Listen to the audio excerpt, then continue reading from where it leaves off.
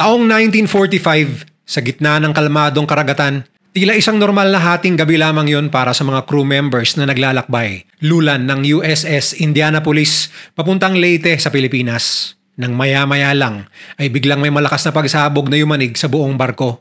Tumila po ng lahat ng crew at agad na ikinasawi na marami sa kanila. Pagkatapos ng 12 minuto, nilamon na ang umaapoy na barko ng karagatan at ang natitirang crew members ay walang magawa kundi ang tumalon sa madilim na Pacific Ocean. Ngunit kung sa akala ng mga survivors ay nakaligtas na sila sa mga torpedoes ng Japanese submarine na nagpalubog sa kanilang barko, lingid sa kanilang kaalaman, naghihintay lang pala sa kailaliman ng dagat ang mas mabagsik at gutom na kalaban ng mga higanteng pating. At ang mga sumunod na pangyayari tinaguri ang the deadliest shark attack in history na tila sa pelikula lang nangyayari. Mr. Goodbye!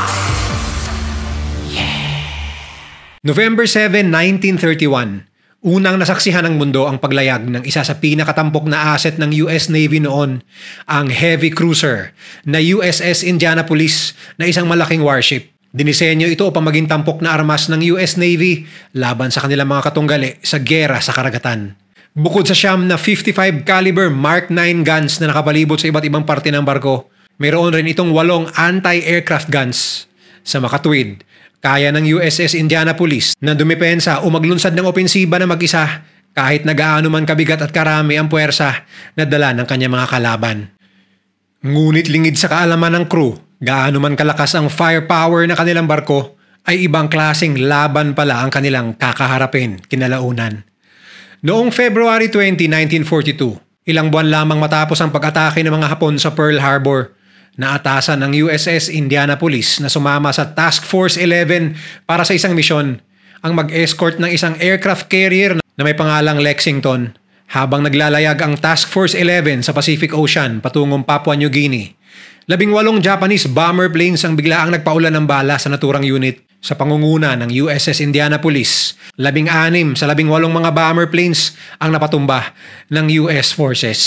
February 19, 1943, matapos ang isang taon, muli na namang nagpakilala ang USS Indianapolis sa mga kalaban ng US sa ilalim ng pangunguna ni Vice Admiral Raymond Sproans na commander ng 5th Fleet ng US Navy kung saan kabilang ang USS Indianapolis.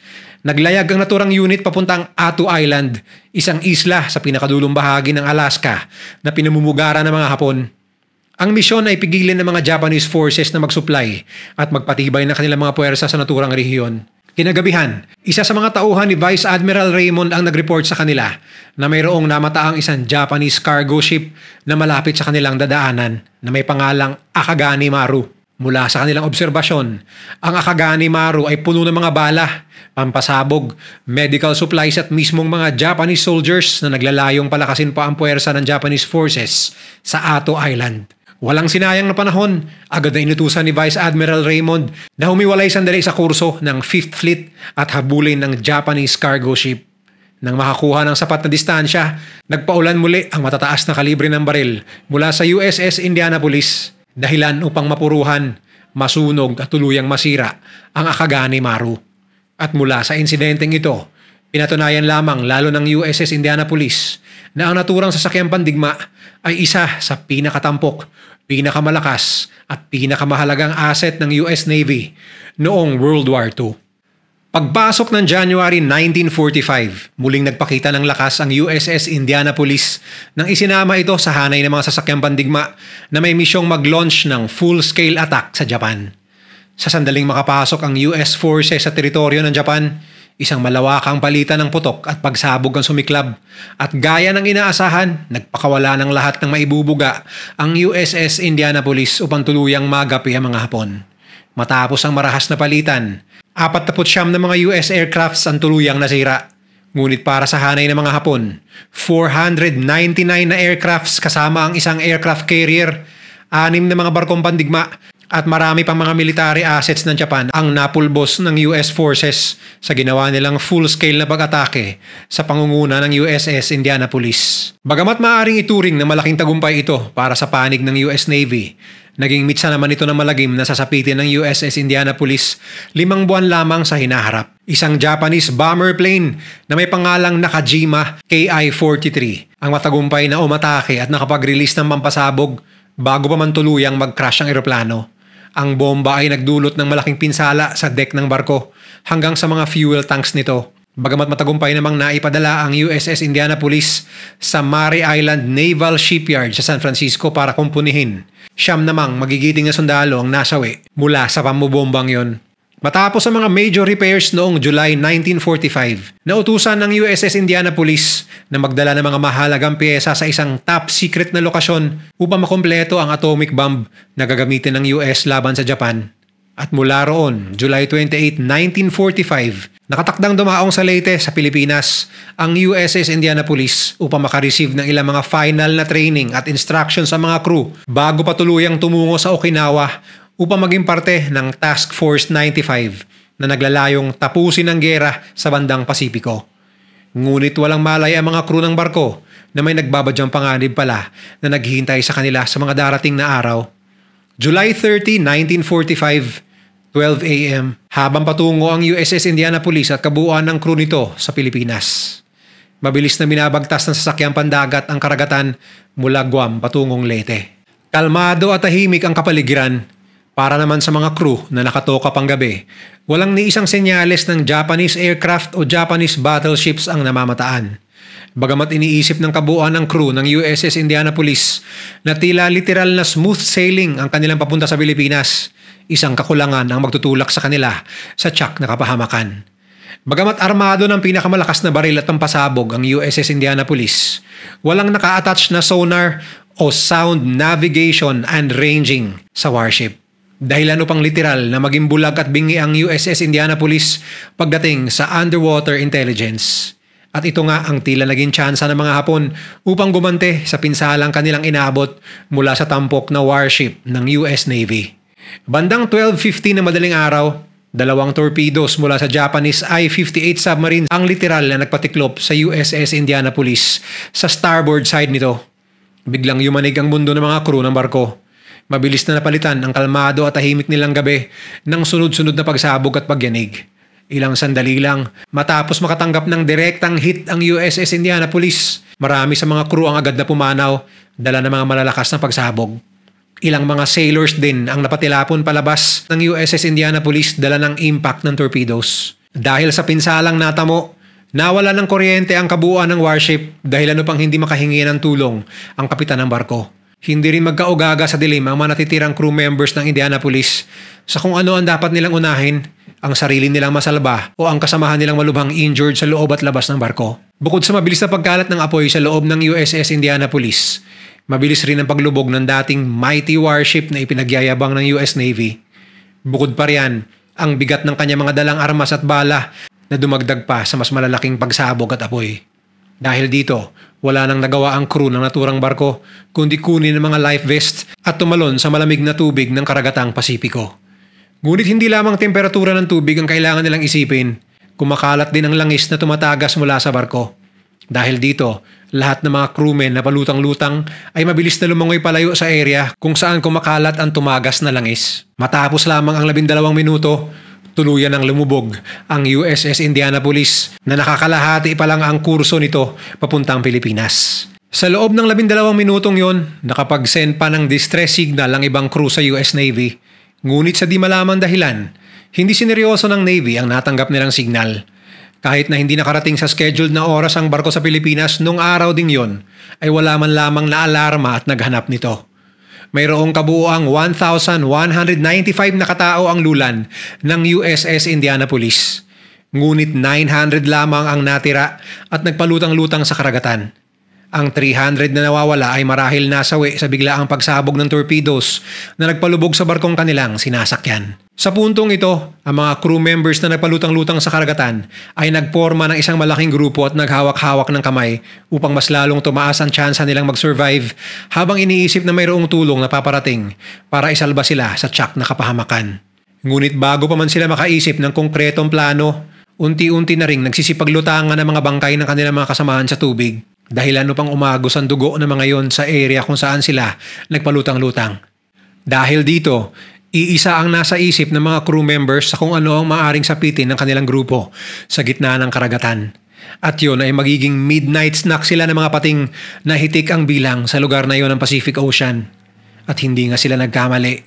Isa-isa nang dumarating ang mga gutom na halimaw ng dagat dahil sa amoy ng dugo. Dahil dito, sinikap ng mga crew na magsama-sama sa paglangoy sa pamamagitan ng paghawak-hawak kamay upang makabuo ng malaking kumpol.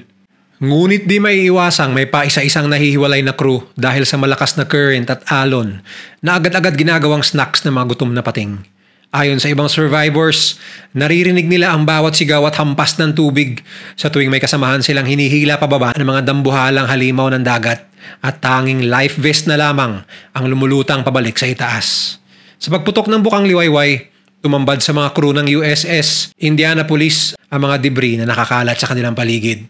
Marami sa mga survivors ang injured at kasalukuyang iniinda ang epekto ng dehydration at hypothermia. Unti-unti ring nababawasan ang bilang ng mga nakaligtas dahil sa panakanakang pag-atake ng mga pating sa kanilang kinaroroonan. Kahit na marami sa mga crew ang mga veterano sa gera, hindi maiaalis ang takot at pangamba sa bawat isa na baka susunod na silang gawing kutkutin ng mga gutom na pating. Sa puntong ito, paisa-isa na ang paglutang ng mga katawang naipit sa ilalim ng barko. Nakasama nitong lumubog, kaya bahagyang nabisi sa kanila ang mga pating. Ngunit sa paghinto ng paglutang ng mga katawan ay siya namang pagbalik ng atensyon ng mga pating sa natitirang survivors. Sinubukan ng mga sundalo na sipain ng mga ito gamit ang kanilang mga paa. Ngunit hindi ito naging sapat upang patuloy silang huntingin ng isa-isa. Ang gantong tagpo ay nagpatuloy pa ng ilang araw hanggang sa kaunti na lang sa mga sundalo ang naiwan. Ang iba pa nga, dala ng dehydration at mga sugat, ay binawian na rin ng buhay bago pa man maging lamang tiyan ng mga higanteng isda. Yung mga nagsubok uminom ng tubig dagat ay nauuwi sa lalong panghihina at hallucination at nawawala sa katinuan sa puntong tumatalon ito sa dagat sa pag-aakalang may paparating na rescue. Isa pang problema na kinaharap ng mga survivors ay ang dahan-dahang pag-aabsorb ng tubig ng kanilang mga life vests. Kaya hirap na itong lumutang. Buti na lamang ay may nakita sila mga kahoy na kahong palutang-lutang. Bagamat hindi ito matibay upang gawing life raft, naging useful naman itong sampayan upang mapatuyo ng bahagya ang kanilang halos ayaw ng lumutang na life vests. Naging bonus pa ang pagkakita nila ng halos pasira na ng mga patatas sa isa sa mga kahong ito na naging panandali ang lunas sa matindi nilang gutom. Sa loob ng 3.5 days na nagpalutang-lutang sa tubig, baka sa bawat isa sa kanila ang lubos na panghihina dahil sa kawalan ng pagkain at tubig inumin. Pagpatak ng August 2, 10:25 ng umaga, 2 US Navy planes ang aksidenteng nakakita sa mga palutang-lutang na survivors sa karagatan. Walang kaalam-alam ang US Navy tungkol sa sinapit ng USS Indianapolis. Nang makita ng 2 US aircraft ang wreckage, agad na nagradyo ito sa kanilang mga kasamahan at nag-dispatch ng rescue operation sa lugar. Unang dumating sa lugar ang isang patrol seaplane na pinalilipad ni Lieutenant Commander Robert Adrian Marks. Naglaglag lang siya ng mga supplies at life raft nung una para sa mga survivors. Ngunit nung nakikita niya na patuloy pa rin pinapapak ng mga pating ang ibang survivors, sinuway niya ang advice ng kanyang mga commander na bumalik sa base para maghintay ng mga reinforcements sa lugar. Bagkus, nilanding niya ang eroplano sa tubig at nagsakay ng mga survivors hanggang kayang ipasok sa loob ng eroplano. Tinali pa niya ang iba sa pakpak para lang mas marami siyang mailigtas. Ngunit sa kanyang tangkang paglipad muli, tuluyang nasira ang eroplano sa sobrang bigat ng mga taong sakay nito. Buti na lang at sakto naman ang dating ng USS Cecil J. Doyle at 6 pang malalaking barko upang i-rescue ang mga sakay ng patrol plane kasabay ng mga surviving crew members ng USS Indianapolis na halos 4 na araw nang nagpalutang-lutang sa Pacific Ocean. Matapos na pasabugin ng USS Cecil J. Doyle ang patrol plane upang hindi magamit ng mga kalaban, 316 sa 900 crew members na lamang ang kanilang nailigtas. Isang nakakalungkot na katotohanan na iilan na lamang ang natira sa 1,195 na orihinal na crew ng barko. At karamihan nga sa sanhi ng death toll na ito ay ang dehydration, gutom, injuries at ang pagkain ng mga pating. Kabilang sa mga surviving crew ng USS Indianapolis ay si Captain Charles B. McVeigh III. At dito tila naging biktima ng sirkumstansya ang nakakaawang kapitan dahil nabuntong ang sisi na may kakulangan raw sa proseso ang ginawa ni kapitan. December 3, 1945, nilitis ang kaso ng kapitan at pagsapit ng February 1946, tinanggal siya sa serbisyo at sinintensyahan ng guilty dahil di umano sa kapabayaan nito at hindi pagsunod sa protocol. 2 linggo munang itinago ng US Navy ang insidenteng ito sa Madla dahil sa sensitibong misyon ng USS Indianapolis at sa naging kargada nitong piyesa ng atomic bomb bago pa ang sakuna. 1998, 53 years matapos na lumubog ang barko.